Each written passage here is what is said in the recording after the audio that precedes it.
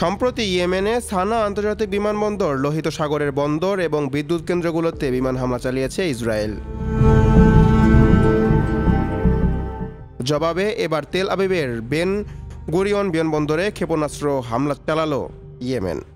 Yemeni সশস্ত্র বাহিনীর মুখপাত্র ব্রিগেডিয়ার জেনারেল ইয়াহিয়া সারি শুক্রবার এ তথ্য নিশ্চিত করেন। তিনি বলেন, ইয়েমেনের হাইপারসোনিক ক্ষেপণাস্ত্র দিয়ে দখলকৃত ভূমিতে অবস্থিত তেল আবিবের বেন গুরিয়ন বিমানবন্দরগুলো লক্ষ্য করে হামলা চালিয়েছে।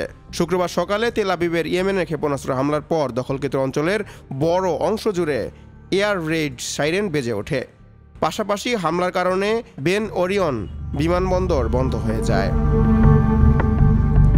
ইসরায়েলের জরুরি সেবাগুলো জানিয়েছে, হামলায় 18 জন আহত হয়েছেন। তারা সাইরেন শুনে আশ্রয়কেন্দ্রে যাওয়ার চেষ্টা করেছিলেন।